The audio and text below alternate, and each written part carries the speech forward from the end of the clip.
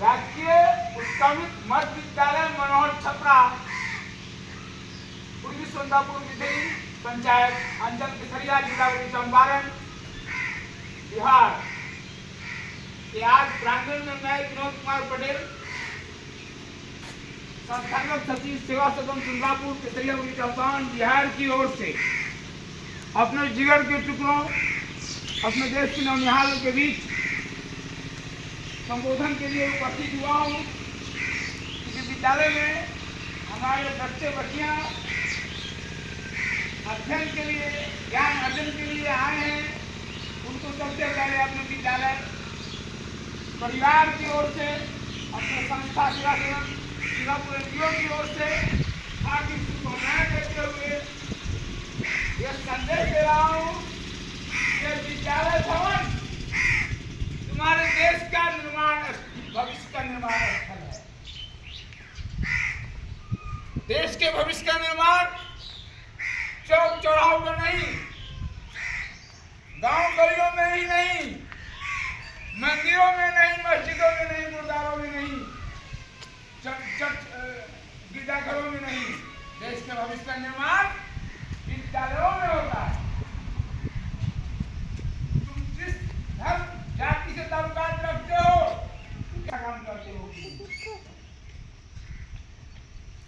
देश का भविष्य होगा नियमित रूप से तुम्हारे विद्यालय आने से। जब तुम नियमित रूप से विद्यालय आओगे, पठन पाठन करोगे, आपसी भाईचारे और मेल मिलाप के साथ रहोगे, तो देश शिक्षित होगा, देश शक्तिशाली बनेगा, देश कर्मठ बनेगा। देश को कर्मठ बनाने के लिए, देश को विकसित करने के लिए सबसे पहले हम सभी को आगे आना होगा। यह भारत तुम्हारा है और हमारा भारत मजबूत बनना चाहिए हर सकारात्मक दृष्टिकोण से, चाहे वह विज्ञान के क्षेत्र में हो, कृषि के क्षेत्र में हो, स्वास्थ्य के क्षेत्र में हो, विज्ञान एवं तकनीकी के क्षेत्र में हो, उद्योग के क्षेत्र में हो, कृषि के क्षेत्र में हो। जब तक हम ईमानदारी और निष्ठापूर्वक जिस कार्य से हम ताल्लुकात रखते हैं, उस कार्य को अगर पूजा समझ के कार्य नहीं करेंगे, तो निश्चित रूप से देश के प्रति हमारी निष्ठा सही नहीं करी जाएगी। जिस तरह किसान खेत खलिहानों से मतलब रखते हैं, शिक्षक विद्यालय से मतलब रखते हैं, चिकित्सक हॉस्पिटल से, वैज्ञानिक प्रयोगशाला से, औद्योगिक संस्थानों से, ठीक उसी प्रकार आप विद्यार्थी हो, आपका संबंध विद्यालय से होना चाहिए।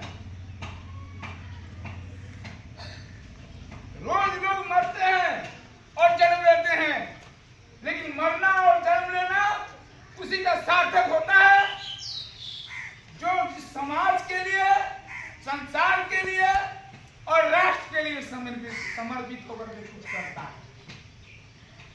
हमारे बीच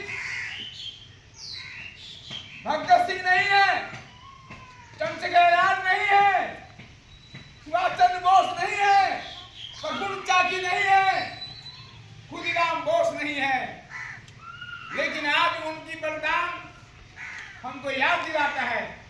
आज बता दूं कि चंद्रशेखर आजाद का आज जन्मदिन है।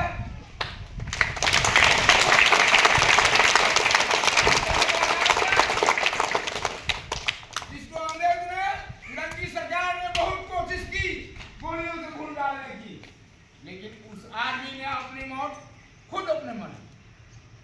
वैसे स्वाभिमानी देशभक्त के लिए हमारा कर्तव्य बनता है शहीद भगत सिंह, शहीद आजम भगत सिंह, चंद्रशेखर आजाद, बटुकेश्वर दत्त, तरुणराम फुकन, अमर शहीद सुभाष साहनी, हमारे देश के महान वैज्ञानिक सत्येंद्र नाथ बोस, सच्चिदानंद माहेश्वरी, राजेश शर्मा, अध्यक्ष यात्री, कल्पना चावला, तो हमें काम करना है राष्ट्र के लिए। हम जब बड़ा सोच रखेंगे कि हमको भारत के लिए पढ़ना है, हमें वैज्ञानिक बनना है, जैसे सोनम वांगचुक ने देश के लिए काम किया, आज विद्यार्थी के लिए वो कुछ कर रहे हैं, अपने आप को समर्पित किए हैं। तुम मेरे दिल के धड़कन हो, मेरी देश की खुशी तुम्हारे भविष्य के निर्माण में है। आज का युवा, आज का छात्र कल देश का भविष्य है। इसलिए आप मंदिर, मस्जिद, गुरुद्वारा और गिरजाघर जाने से ज्यादा जरूरी है कि आप विद्यालय में आओ। देवालय से ज्यादा जरूरी है पुस्तकालय में जाओ। दुनिया की समस्त रोशनी किताबों के काले अक्षरों में छुपी हुई है। जो काम हजारों सिपाहियों ने तलवार में नहीं किए, उसको काम काले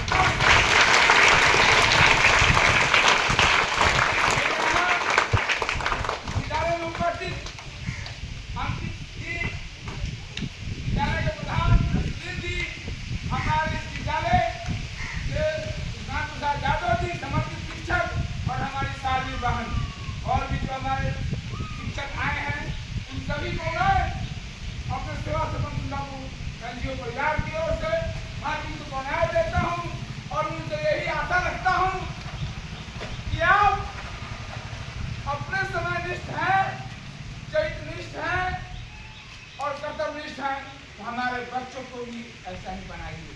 यही मुझे आपसे अपेक्षा है। आज के बच्चे अगर सोए हुए हैं तो कल देश सोएगा। आज की जनता अगर सोई हुई है तो देश सोता रहेगा और देश कितने वर्ष पीछे जा जाएगा कोई आकलन नहीं किया जा सकता। जरूरत